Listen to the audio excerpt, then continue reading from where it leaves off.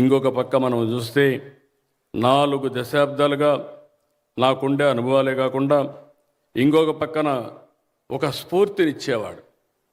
ఆయన దగ్గర ఒక గంట 2 గంటలు మాట్లాడితే అనేక విషయాల్లో ఒక స్పష్టత వచ్చేది, ఒక స్ఫూర్తి వచ్చేది.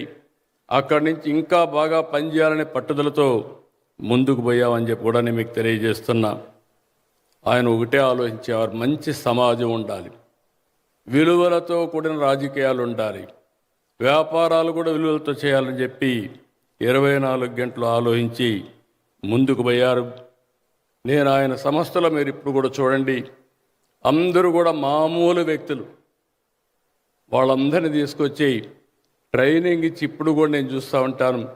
వేరే పేపర్లకు ఆయన పేపర్లకు, ఆయన చేసే వ్యాపారాలకు వేరే వాళ్ళ వ్యాపారాలకు చాలా డిఫరెన్స్ ఉందంటే దానికి కారణం ఆయన ఇచ్చే ట్రైనింగ్ కానీ, ఆయన చేసిన విధానం కానీ, వాళ్ళకిచ్చిన స్ఫూర్తే కారణం అని చెప్పి కూడా నేను మీకు తెలియజేస్తున్నా.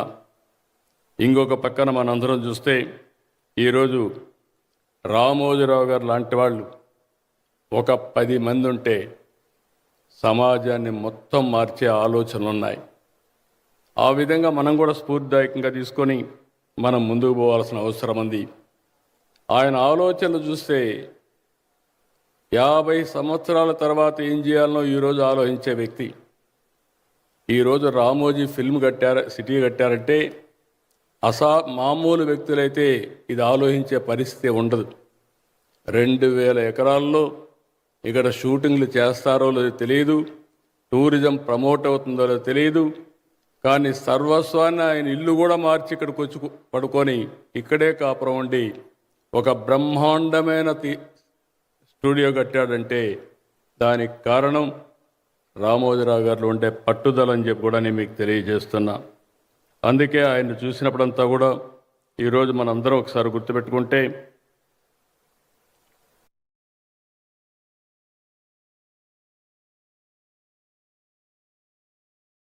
నేను ఆయనలో చూసింది ధైర్యం, దూరదృష్టి, పట్టుదల.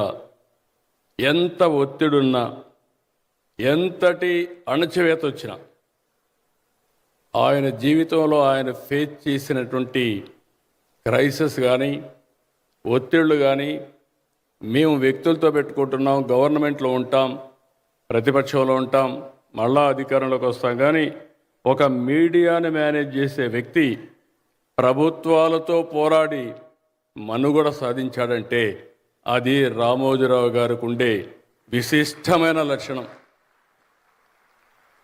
అది కేంద్రం కావచ్చు, రాష్ట్రం కావచ్చు, లేకపోతే నమ్మిన వ్యక్తి కావచ్చు. నేను చాలాసార్లు చూశాను.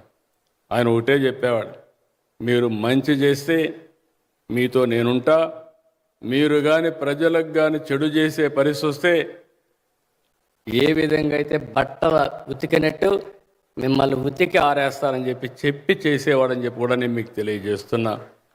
అలాంటి మహనీయుడి యొక్క విలువలతో ఈరోజు ఫ్యామిలీ మెంబర్స్కి ఒకటే కోరుతున్నా.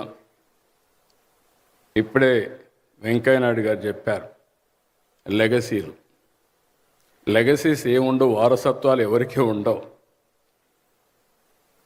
పెద్ద పెద్ద లెగసీస్ అన్నీ, ఎంపైర్స్ అన్నీ కొలాప్స్ అయిపోతున్నాయి, ఎకనామిక్ ఎంపైర్స్ కూడా కొలాప్స్ అవుతున్నాయి. కానీ ఆయన సృష్టించినటువంటి వ్యవస్థ విలువలతో కూడిందే కాకుండా సమర్థత, ఇంకొక పక్కన అన్నింటికంటే ఆయన పెట్టిన పెట్టుబడి చూస్తే మనుషులపైన పెట్టుబడి పెట్టాడు.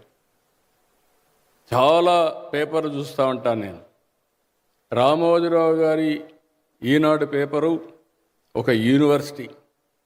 ఇక్కడ పనిచేసిన వాళ్ళే దేశంలో అన్ని పేపర్లకు వెళ్ళే పరిస్థితికి వచ్చారు. ఎవరిని మాట్లాడినా ఎక్కడ పనిచేశారంటే రామోజీరావు గారు పెట్టినటువంటి జర్నలిజం స్కూల్లో చదువుకున్నాం, అక్కడ పనిచేసామని చెప్పే పరిస్థితికి వచ్చారు. అలాంటి ఇన్స్టిట్యూషన్ని తయారు చేశారు. ఇప్పుడు మీ మీద ఒక గురుతరమైన బాధ్యత ఉంది. ఆయన లేడు కానీ ఆ స్ఫూర్తి మీ దగ్గర ఉంది. ఇక్కడే ఆయన ఉన్నాడు. ఒక శక్తివంతమైన ప్రభావం చూపిస్తూ మనకు స్ఫూర్తినిచ్చే విలువలు వదిలిపెట్టి వెళ్ళాడు. నాకు ఏమాత్రం మానలేదు మిమ్మల్ని చూసినప్పుడు. ఆ రోజు రామోజీరావు గారు ఉన్నప్పుడు ఏ స్టాండర్డ్తో కండక్ట్ చేశాడో దానికంటే మెరుగైన స్టాండర్డ్స్తో ఈరోజు మీరు ఈ మీటింగ్ కండక్ట్ చేశారు. దీనికి మనస్ఫూర్తిగా అభినందనలు. అదే సమయంలో ఆయనకు నిజమైన నివాళి మనం అందరం కూడా ఆయన మెచ్చిన విషయాల్ని ముందుకు తీసుకుపోతే అది సాధ్యం. నాలాంటి వారికి ఆయన ఇచ్చినటువంటి స్ఫూర్తి ప్రజలకు మంచి చేయమని, మీకు కూడా ఆయన ఇచ్చిన ఆయుధం పేపర్, టీవీలు, ప్రజల పక్షాన నిలబడి పోరాడమని చెప్పి మనందరినీ స్ఫూర్తితో ముందుకు పంపించిన వ్యక్తి.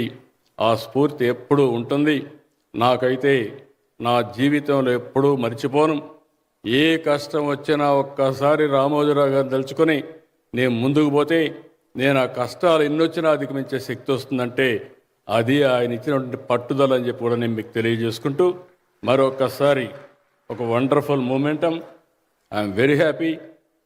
నాకైతే ఏ విధంగా ఆయన చూపించిన చొరవని, ఆయన చేసిన సహకారాన్ని నేను జీవితంలో కూడా మర్చిపోలేను. అందుకే ఆయన చనిపోయినప్పుడు కూడా నేను చూశాను. నేను ఇక్కడ రాజకీయాలు మాట్లాడదలుచుకోలేదు, ఎందుకంటే దగ్గరగా చూశాను ఆయన్ని, ఆయన పట్టుదల చూశాను. అదే మాదిరిగా ఆయన పట్టుదల కూడా ఎట్టుంటుందంటే కొన్ని సందర్భాల్లో సఫర్ అయినా, కడాన కుటుంబ సభ్యులు కూడా సఫర్ అయినా అక్కడ తలంచలేదు. అవసరమైతే మీరు కూడా సిద్ధంగా ఉండండి. నమ్మిన సిద్ధాంతం కోసం నేను త్యాగం చేయడం కాదు, అవసరమైతే కుటుంబ సభ్యులు కూడా త్యాగానికి సిద్ధంగా ఉండాలని చెప్పిన వ్యక్తి, చేసి చూపించిన వ్యక్తి రామోజీరావు గారని చెప్పి నేను మీకు తెలియజేసుకుంటూ, ఆ మెమరీసే వేరు. తప్పకుండా మనందరం అంత గుర్తుపెట్టుకొని ముందుకు పోవాల్సిన అవసరం ఉంది. చాలామంది శ్రేయోభిలాషులు వచ్చారు. అందరిని కూడా మిమ్మల్ని చూసినప్పుడు ఇప్పుడు వెంకయ్యనాయుడు గారు, రమణ గారు చెప్పిన విషయాలు కూడా మేము గుర్తుపెట్టుకుంటాం. తప్పకుండా రామోజీరావు గారి స్ఫూర్తితో పనిచేస్తామని మరొక్కసారి తెలియజేసుకుంటూ అందరికీ నమస్కారాలు, ధన్యవాదాలు. థ్యాంక్ యూ అనండి.